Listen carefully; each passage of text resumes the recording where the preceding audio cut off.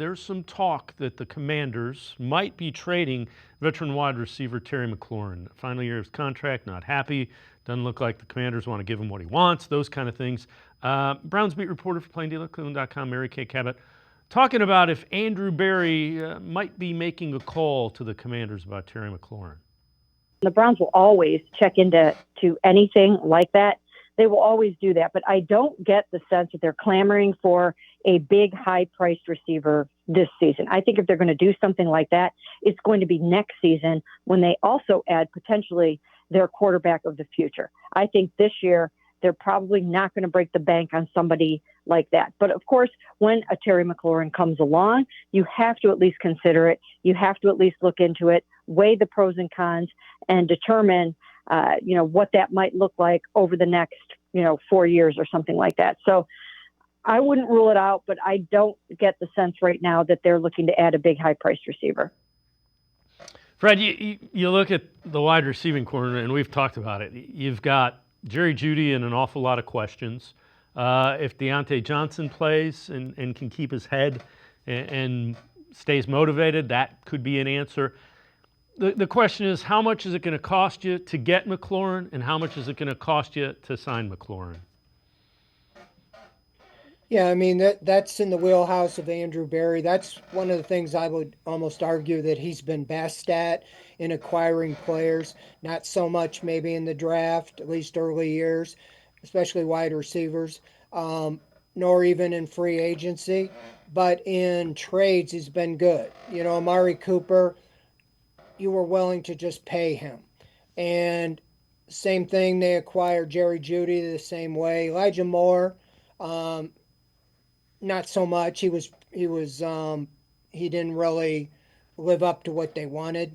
But as far as you can identify talent that's already there, they've already been there, done that, and that's what it was with like Amari Cooper. It was just the Cowboys were moving on from him, and so you're able to get him for fifth, sixth round draft pick, and just be able to, afford to take on the salary. So the same way with a McLaurin, if you feel long term he could be, an answer for you, and it's just giving up,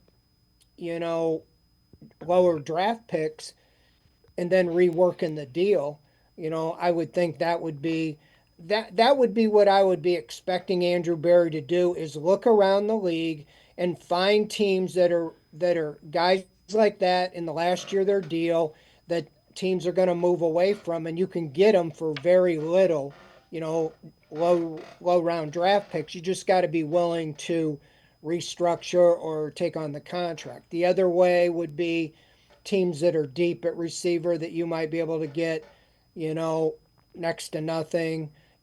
Teams like the Texans or the Packers that have a surplus of young receivers. So McLaurin would be, just depends again on their philosophy.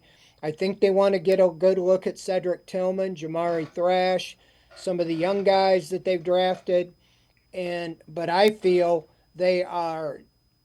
I said going into the season, I wrote several offseason that I thought wide receiver was like the third priority, and they didn't address it at all. They didn't sign a free agent. They didn't draft a wide receiver. The first move was bringing in Deontay Johnson after the draft, and he's kind of a long shot at this point. You can't tell me you're counting on him to be a Pro Bowl type receiver given what he did last year. And so if you're not sold on that, you got to be looking around and bringing in reinforcements, because I just don't think you can.